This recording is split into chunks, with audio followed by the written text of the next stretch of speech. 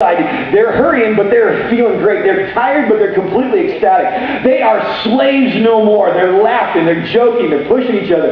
They're having so much fun because they're out of there. Because they're leaving. I see them leaving pyramids and cities, and they start singing, na na na na, na na na na, hey, hey, goodbye.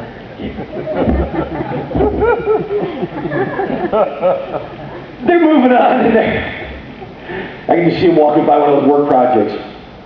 Take this job and shut it. They're out. And then they end up, God gives them instructions, and they camp down next to the Red Sea. There's mountains on either side. And they camp. And they kick back and they relax. You want to talk about a crazy church camp out? 3-4 million people all camping out. And they are so happy. We were slaves and now we're free. Nanny, nanny, nanny, we're out of here. It's good to see you. See y'all later. Bye-bye. And they're having a blast. Meanwhile, back in Egypt, Moses wakes up to what's happened. You mean Pharaoh? Yes, Pharaoh. Excuse me.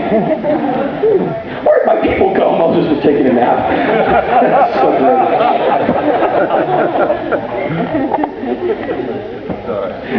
I'll keep you on the straight and narrow. Where are my people? I must leave them. Where'd they go? Pharaoh wakes up to what's happened. Now, okay, the grief process in Egypt was very long. It usually took about 2 months, a little more, 75 days. They would embalm the body, and it was a whole elaborate grief process. This is the prince who's been killed, probably at a relatively young age, and they're probably not ready for him to die. So his grave has not been built, whether it be pyramid or other. They're in a little bit of a crisis mode. Not only that, they've got a whole lot of other people that have died at the same time. So the complete country is in chaos. And grief, if you have been through grief, whether it's the grief of death or some other type of grief, you know that grief takes over, right? When you're in grief, it is it.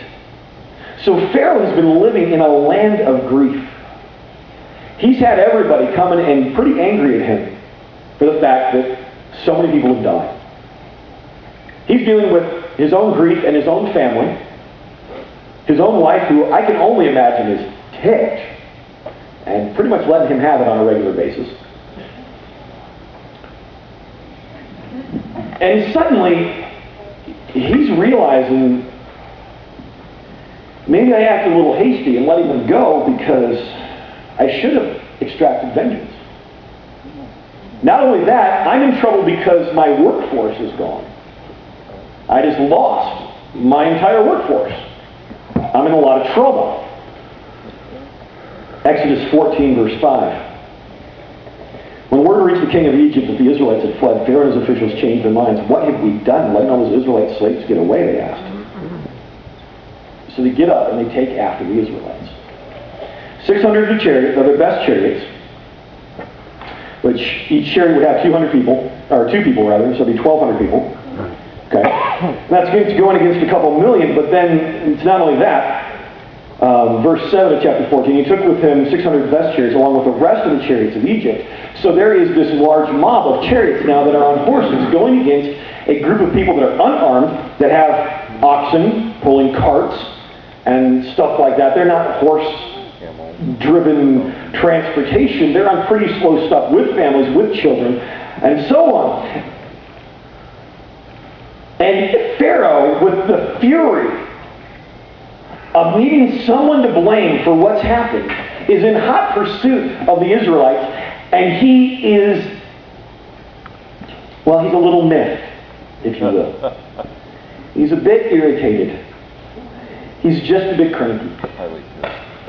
So they're flying after the Israelites. And suddenly the Israelites, who are sitting back having a party, having a great time, rejoicing. Kids are swimming in the water of the sea, having a good camp out. Suddenly they see this dust cloud swirling off behind them in the wilderness. And they start to hear this low rumble. And they suddenly realize there are horses upon horses pulling chariot upon chariot, and they're coming for us. And they look as, where do we escape? And there's mountain and water, and they're coming from that direction, and they are stuck. They are trapped.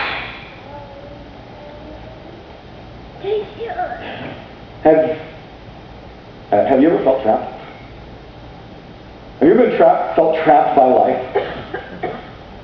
And maybe it was one of those times you've been going with God for a while. Things have been going really well between you and God. Things were moving on between you and God. You felt really, really good. And then suddenly, like everything seems to happen at once. And boom, everything hits your world and starts to fall apart. And you're going, okay. God was good and everything was fine. And He brought me victory and I'm moving on. And now, why has everything collapsed around me? Why has everything fallen in? It may be your spiritual life. It may be just the stuff of life, finances and relationships and family and all that stuff. And you're feeling there is no way out of this. God at times takes us deliberately into difficult places. God sometimes deliberately takes us into difficult places. You see, God had directed that journey to that place. God had deliberately brought them to that place in chapter 14, verse 1. Exodus 14:1, then God gave these instructions over the Israelites to turn back, camp along the shore.